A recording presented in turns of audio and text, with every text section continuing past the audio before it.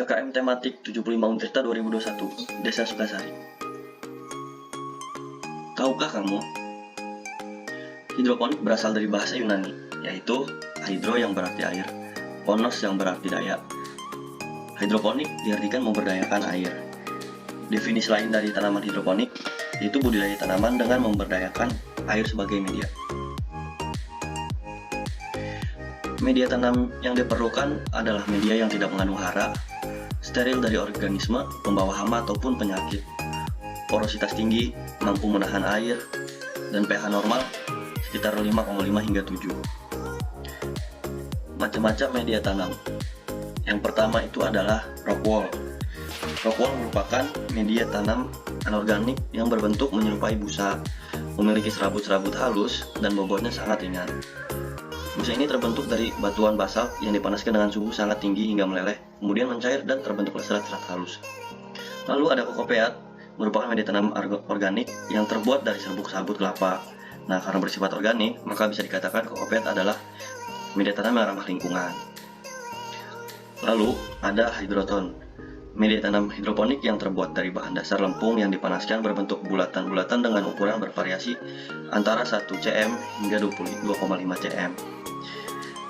Lalu yang keempat ada sekam bakar, merupakan media tanam yang sering dan umum dipakai tidak hanya untuk budidaya hidroponik saja, tapi juga untuk budidaya tanaman dalam pot. Media tanam ini mudah kita temui dan sangat ekonomis harganya.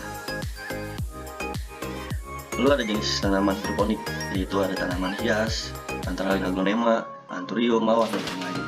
Tanaman sayuran daun, seperti kangkung, salada, sawi, bayam, dan lain-lain. Lalu ada tanaman sayuran buah, yaitu cabai, paprika, tomat, dan lain-lain. Dan terakhir tanaman buah, melon, semangka, mentimun, dan lain-lain. Keuntungan bertanam hidroponik. Nah, bisa dilihat tidak memerlukan lahan atau tanah yang luas sehingga bisa menghemat lahan. Keuntungan lain dari bertanam hidroponik yaitu tidak perlu membersihkan gurma atau rumput liar dan juga mendapat kualitas tanaman yang lebih baik.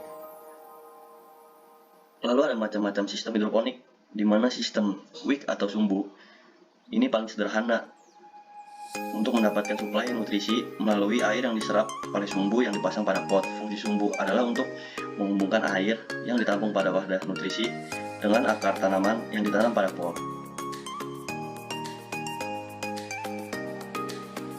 Lalu selanjutnya ada sistem ABB and flow system, atau biasa disebut dengan sistem pasang surut. Merupakan salah satu alat hidroponik yang unik karena prinsip kerjanya yaitu tanaman mendapatkan air, oksigen, dan nutrisi melalui pompaan dari bak penampung yang dipompa melewati media, kemudian membasahi akar tanaman. Kemudian, selang beberapa waktu, air bersama nutrisi akan turun, kembali melewati media menuju bak penampungan. Lalu yang terakhir ada deep water culture, biasa disingkat DWC. Metode ini dikembangkan pertama kali oleh Jensen pada tahun 1980 di Arizona dan Masantini pada tahun 1976 di Italia. Di Indonesia biasa disebut sistem rakit apung.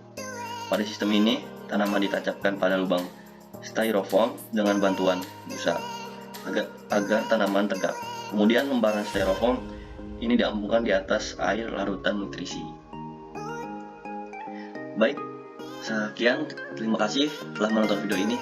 Jangan lupa di like dan subscribe. Sampai jumpa.